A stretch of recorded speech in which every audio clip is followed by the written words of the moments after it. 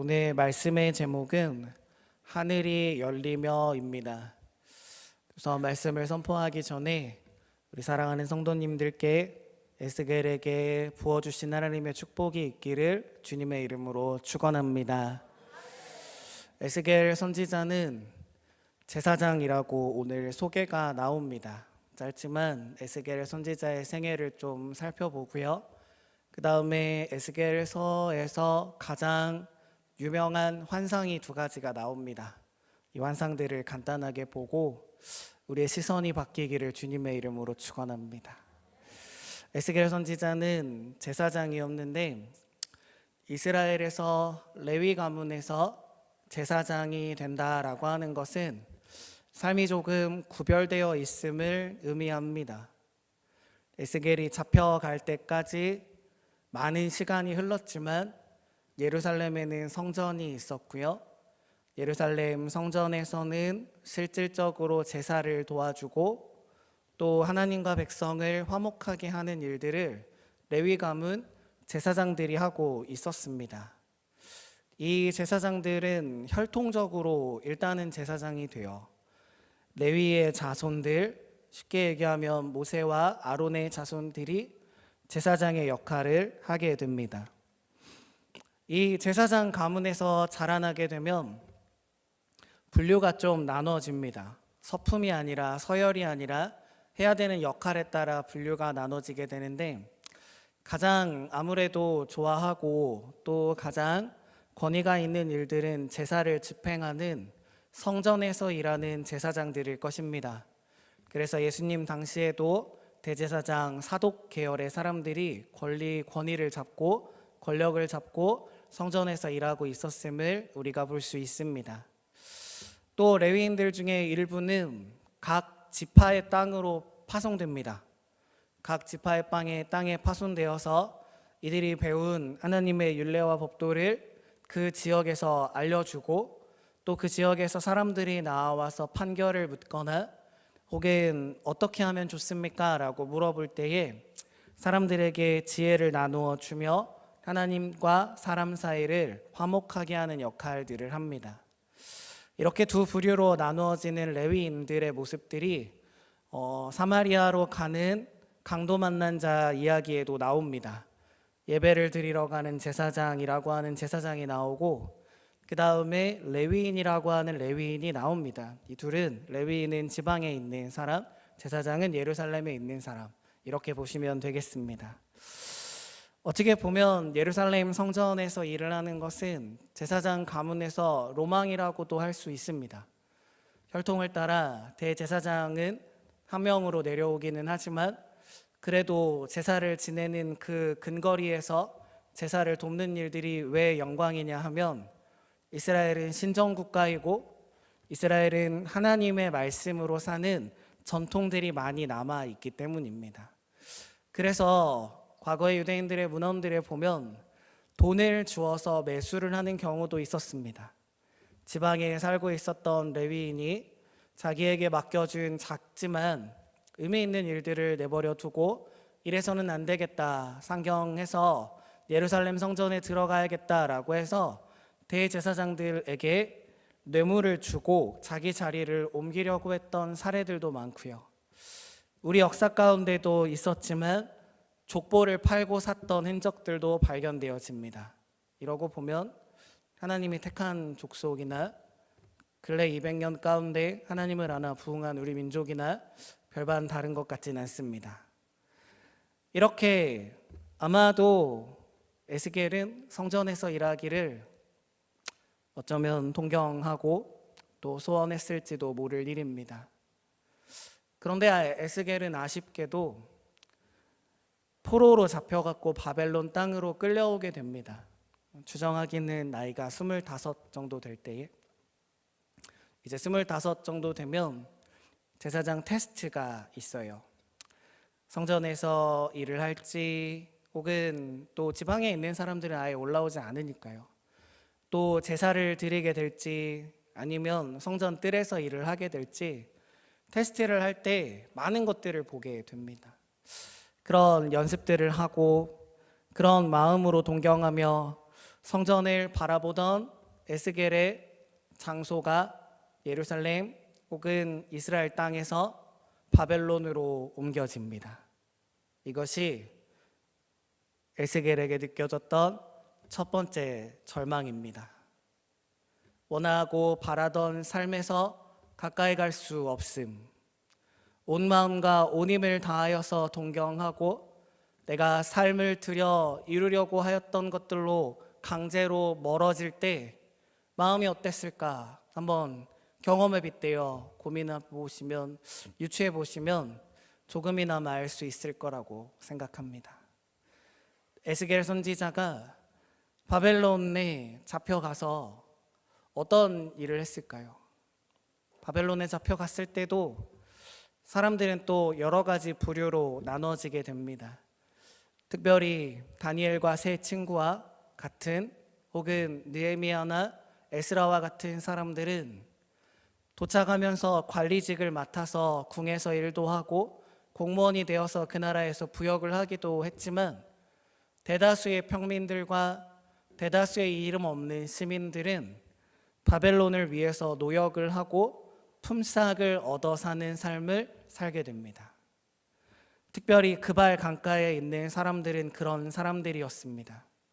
시편에도 이런 시가 나옵니다. 강가에서 우리가 슬퍼서 노래를 부르던 때가 있었는데, 바벨론 강가에서 시온의 노래를 부르던 때가 있었는데 하나님께서 우리의 눈물을 닦아주시고 함께 모이게 해주셨다. 그들이 우리에게 와서 이르기를 시온의 노래를 불러보아라. 너희 나라의 노래로 나를 즐겁게 하라 하던 기억이 나에게 있습니다. 하나님께 드렸던 노래가 남아 있습니다. 그발 강가에는 여러 나라에서 온 사람들이 있었습니다. 옆에 있었던 이집트에서 잡혀온 사람들, 요르단과 시리아에서 잡혀온 사람들, 주변에 있던 많은 국가에서 잡혀온 사람들에게 그발 강가의 노역을 담당하던 사람들은 노래를 시키고 그 나라의 문화를 우스갯거리로 여기며 시간을 보낸 것입니다. 이해되어집니다. 타령을 해봐라, 뭐 이렇게 시간을 즐기는 거니까. 유대인들의 마음이 좋지는 않았을 것입니다. 왜냐하면 유대인들의 노래는 시편의 노래와 같이 하나님을 빼면 그들의 노래가 남아있지 않기 때문입니다. 압제자들과 이방인 관리들이 자기에게 질통을 지우고 고된 일을 시키면서 내 앞에서 노래를 불러 나를 즐겁게 하라고 했을 때 이들이 부를 수밖에 없었던 노래는 하나님에 대한 노래요, 하나님이 나를 구원해 줄 거라는 소망과 열망의 노래요, 마음 가득히 억울함과 한이 맺혀 있지만은 바라고 바라던 성전을 그리워하는 그 마음의 노래였을 줄로 압니다.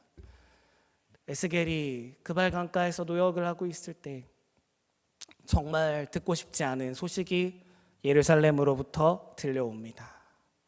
마지막 유다의 왕이었던 시드기야가 잡혀왔다. 그리고 성전이 무너졌다.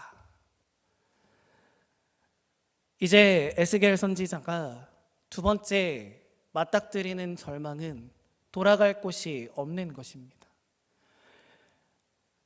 바라고 원하고 소원하던 그 성전이 무너졌다는 이야기를 들었을 때 에스겔의 마음은 어쩌면 포기했을 수도 있지 않을까 생각해 봅니다. 그발 강가에서 했던 일들은 이러합니다. 이제 에스겔이 말씀을 받고 어떤 일들을 했는가. 에스겔은 끝까지 다 읽어보아도 예루살렘으로 돌아오지 않습니다. 2차 성전을 보지 않아요. 에스겔이 했던 일들은 이 그발 강가가 한쪽에는 유프라테스 강이 흐르고요, 한쪽에는 티그리스 강이 흐릅니다. 그리고 이 유프라테스와 티그리스 강을 연결하는 지류의 강 이름이 그발 강입니다. 이렇게 강이 흐르는데 중간에 지강이 딱 흐르게 되면 위쪽과 아래쪽은 살기가 아주 좋은 땅이 되죠. 이 땅들 가운데에 이 잡혀온 포로들이 주로 했던 일들은 건축하는 일들을 했고요, 그 다음에 건축하는 일들과 더불어서 강에서 물을 길어다가 도심으로 나르는 일을 했습니다. 수로가 발달하지 않았기 때문에. 그런 일들을 하고 있는 그발강가의 에스겔에게 하나님께서 등장하십니다. 오늘 성경에 보면 1절에 내가 사로잡힌 자 중에 있을 때에 하늘이 열리며 라고 하는 표현이 나옵니다. 이 열리다 라고 하는 표현은 히브리어로는 파타흐라고 합니다. 파타흐. 헬라어로는 스키조라고 하는데, 이 동사는, 스키조라고 하는 이 동사는 신적인 권위를 가지고 하나님이 하늘을 여실 때 사용되어지는 단어입니다. 신약 성경에도 여러 번 나와요. 가장 이해하기 쉬운 곳이 신약 성서에 예수님이 세례를 받는 장면입니다. 예수님께서 세례 요한에게 나오셔서 세례를 받고 이제 물에서 나오실 때의 성경의 기록이 하늘이 열리고 성령이 비둘기와 같이 예수님에게 임하시고 그 다음에 하나님께서 예수님을 향하여 큰 소리로 이렇게 증언하여 주십니다. 이는 내 사랑하는 아들이니 너희는 이 말을 들으라 라고 이야기하십니다. 그런 장면이 에스겔에게 펼쳐진 것입니다. 장면이 이해가 되십니까? 에스겔은 모래질통을 지고 등에는 물통을 지고 신발은 다 해지고 내가 누구인지도 모르겠고 나는 이러려고 살아온 게 아닌데, 내가 이런 일들을 하려고 말씀 공부를 한 게 아닌데, 내가 이런 일들을 하려고 내 삶을 정말 나시린과 같이 정결하게 산 게 아닌데, 악에 바쳤던 청년은 하나님 앞에 마주하게 될 때에도 세상이 지워준 무거운 짐들과 근심과 절망을 안고 있었습니다. 그러나 하나님은 그발강가의 하늘을 열고 오셨습니다. 오늘 이 밤에 여러분의 하늘이 열리고 우리 하나님이 우리의 삶 가운데에 등장하여 주시기를 주님의 이름으로 축원합니다. 우리는 내일도 출근합니다. 100년 전, 200년 전 우리 선조들이 바래왔던 나라가 지금의 모습일까 생각해 보면 마음이 아픕니다. 개인의 역사로 보아도 그랬습니다. 뜨거웠던 10대, 방황했던 20대를 지나 사명을 처음 받던 30대 초반에 나는 어떤 사역자가 되어야 되겠는가, 하나님이 나를 통하여 누구를 살리기를 원하는가 간절했던 마음들은 온데간데 없고, 남아있는 의무와 나를 묶고 있는 답답함과 억압되어져 있었던 수많은 것들이 여전히 나를 묶고 있으나, 오늘 이 밤에 하나님께서 하늘을 여시고 강림하실 때 우리 하나님이 우리를 자유케 하시며 우리 입 가운데 소망을 주시며 대한민국을 위로하라, 교회를 위로하라, 다음 세대를 위로하라, 내가 너희를 들어 사용하리라 말씀하여 주시는 줄 믿습니다. 에스겔은 하나님께 말씀을 받았습니다. 그리고 하나님이 에스겔에게 이제 돌아가서 말씀을 전하라고 하십니다. 1장부터 엄청난 환상을 보여주세요. 하늘에서 스랍들과 그룹들의 모습이 보여집니다. 두렵고 떨리는 환상을 보죠. 또 하늘에서 인자를 만나게 되고 천상과 천궁에 있는 세계를 경험하고 살아갑니다. 하나님이 에스겔에게 두 가지 말씀을 하십니다. 에스겔서를 다 정리하면 두 가지입니다. 범죄한 이스라엘을 내가 벌하고 있는 중이다. 여기에서 하나님이 하시려고 하는 메시지는 바벨론도 내가 허락했다. 겁내지 마라. 바벨론도 내가 허락했다. 너희를 이역만리에서 끌고 와서 압제하는 저들도 내가 허락하였으니 에스겔아, 백성들을 위로할 때 겁내지 말도록 나의 뜻, 너희가 왜 벌받는지를 알려주어라. 두 번째는 때가 이르면 회복해 하실 것이다. 오늘 우리에게도 동일한 은혜가 있기를 주님의 이름으로 축원합니다. 작금의 상황은 하나님이 붙들고 계십니다. 저의 상황도 하나님이 붙들고 계십니다. 성도님들의 상황도 하나님이 붙들고 계십니다.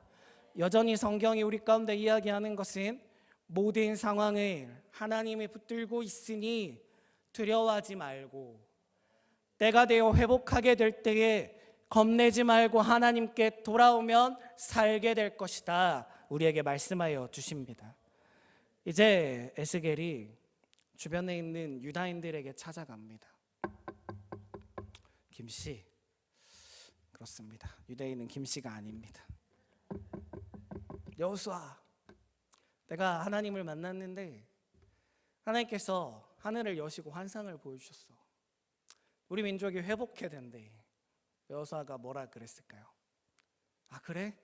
정말이야? 저는 이렇게 얘기하지 않을 것 같습니다. 제가 종종 저희 신대원 동기들하고 통화를 할 때 그런 얘기들을 해봅니다. 전화 너머로 전화를 하죠. 야무개 목사 잘 지내고 있나? 제가 형이니까요. 형들하고는 연락을 잘 안 합니다. 요즘 무슨 사역해? 뭐 얘기하죠. 물어보죠. 형님은 무슨 사역 하는데요? 나는 엄청 새로운 사역을 하지. 방송 영상이라고 12년째 하고 있습니다. 그래서 얘기를 합니다. 야, 하나님께서 이렇게 신학생들과 목사들을 많이 배출해 놨으니까 이제 하나님이 정말 엄청난 부흥을 주실 것 같다. 출산율이 줄어들어서 다음 세대가 막 줄고 있지만은 사역자들이 많이 늘어나니까 어느 시점이 되면 1대1로 마킹을 해서 얘네들을 구원할 수 있는 시대가 오지 않을까, 이런 얘기를 합니다. 어떻게 들리십니까? 네, 대부분의 저희 친구들은 다 웃습니다. 형님, 영상 다 돌리셨나 봐요.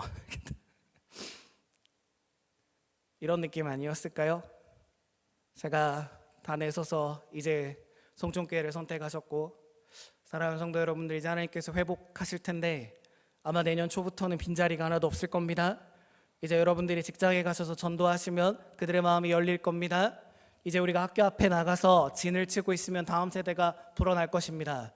정직학교가 엄청 부흥해서 전국적인 학교가 되고 세계적인 인재를 배출한 학교가 될 겁니다. 우리 실버팜은 하나님께서 인도하여 주셔서 모든 노인들의 로망이 될 겁니다. 하나님께서 우리 교회를 크게 사용하여 주실 겁니다 하면 반신반의하지 않습니까?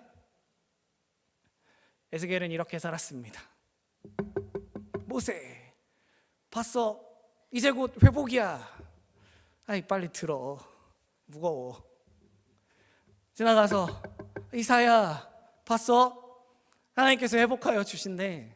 이런 얘기들을 막 했을 겁니다. 처음에 믿는 사람들이 있었습니다. 여러분들과 같이 10년이 지났습니다.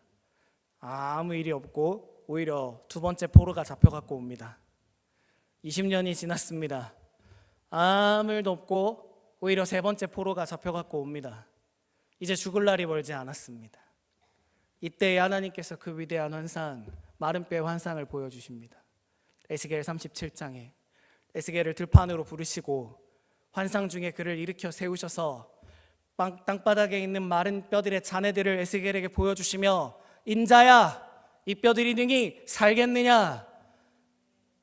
하나님께서 송촌교회에게 도전하시는 것입니다. 인자야, 이 뼈들이 살겠느냐? 인자야, 이 뼈들이 살겠느냐? 인자야, 이 뼈들이 살겠느냐?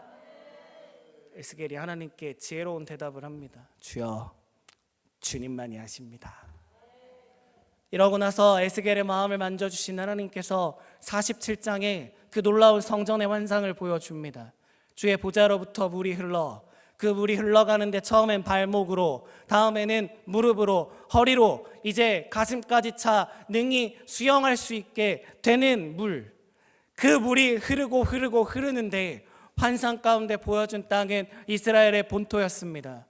예루살렘 성전에서 흐르는 물들이 사막으로는 남쪽 끝까지, 산으로는 북쪽 끝까지 흘러가는 환상을 하나님께서 보여주셨습니다. 사랑하는 성도 여러분, 나이와 지위의 고하와 내가 하고 있는 것들의 여부를 떠나서 하나님의 메시지를 가슴에 품으시기를 주님의 이름으로 축원합니다. 하나님께서 에스겔 선지자에게 이야기하신 것들이 믿어지지 않았을 수도 있지만은 하나님이 결국 그렇게 하셨습니다. 하나님께서 예루살렘 성전을 회복시켜 주셨습니다. 물리적으로도요. 영적인 얘기 두 번째 치우고요. 에스겔이 그것을 보지 못했다 할지라도 하나님은 스부르바벨을 통하여서 예루살렘 성전을 재건하여 주셨습니다.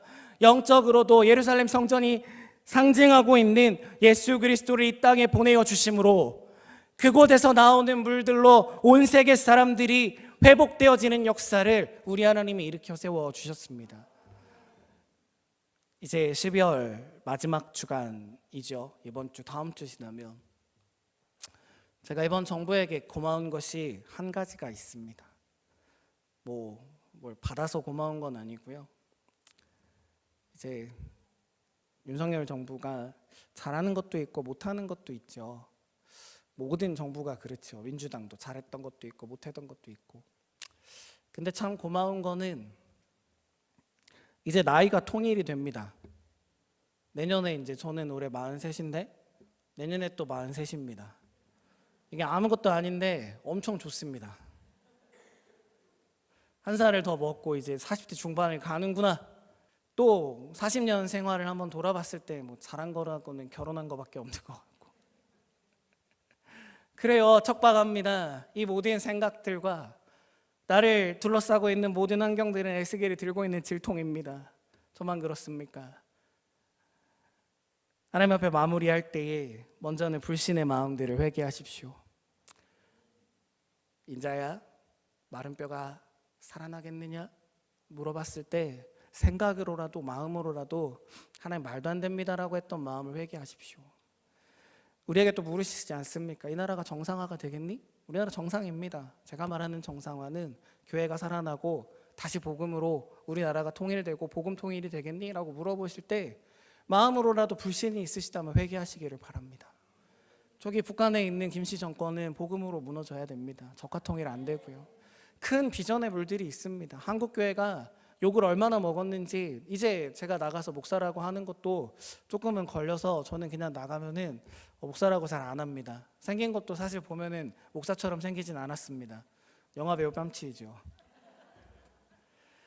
이렇습니다.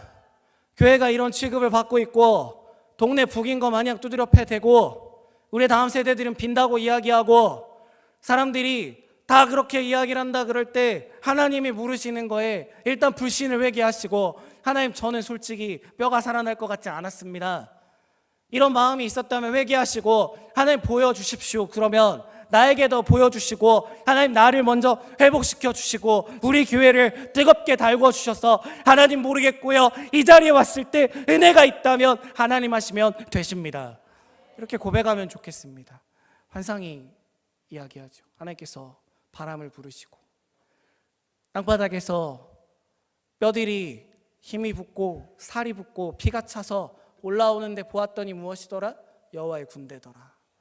어쩌면 대한민국 얼어붙어 있고 빼짝 말라붙어 있고 아무것도 할 수 없을 것 같으나 하나님께서 다시 한번 생기를 불어넣으시고 다시 한번 우리 가운데 힘을 주시면 보아라 일어났더니 이 나라는 여호와의 군대였구나.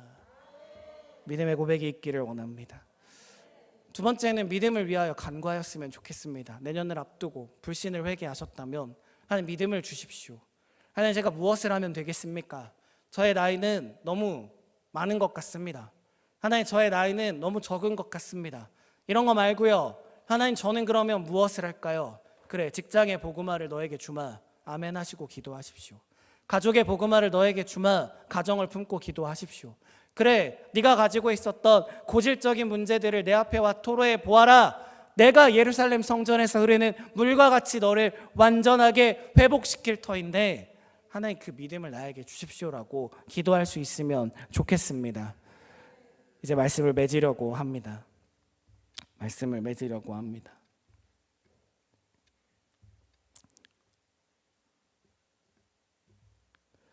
우리가